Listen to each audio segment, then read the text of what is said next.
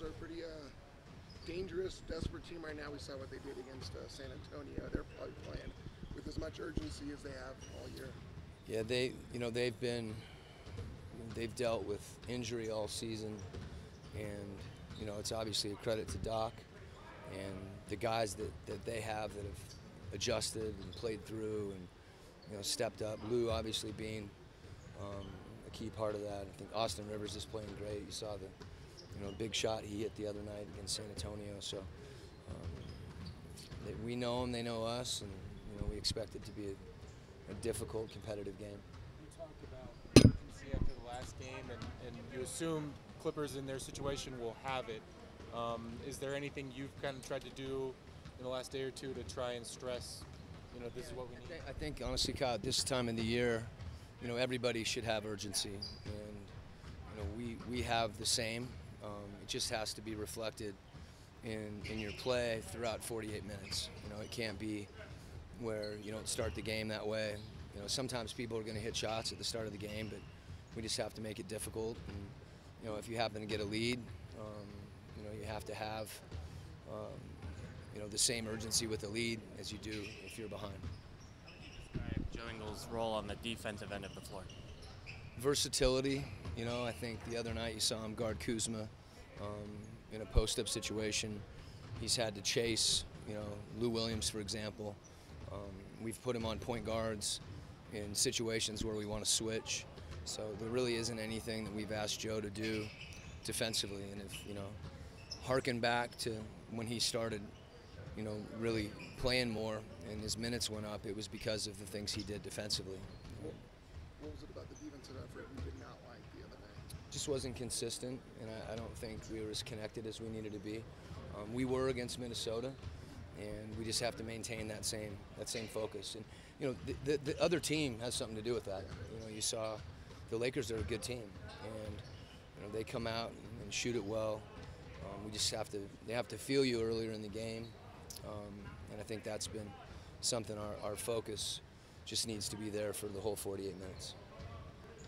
Do you believe in a sort of rookie wall, and if so, has Donovan even approached it? Fight through it? I think that there's walls throughout the NBA season for everyone, for teams, for players. Obviously, for a rookie, they haven't played that many games. So, I think he's really been focused with Mike Elliott on his recovery. I thought, early in December there was a time where you just don't expect the rigor of the NBA season until you go through it. But it's something he's adjusted to, and I think the key thing for him has been to never be satisfied with where you are, as far as his focus in the game and his attempts to keep working to get better. And then obviously the physical part of it is something you continue to work on, and that's a learning process for him, whether it's your diet, your rest, what you're doing, the cold tub, all the recovery that they do, the Raptor. There's all these, I don't know them all, but I know our guys are in there a lot, taking care of stuff, not to address injuries, but also in a preventative sense.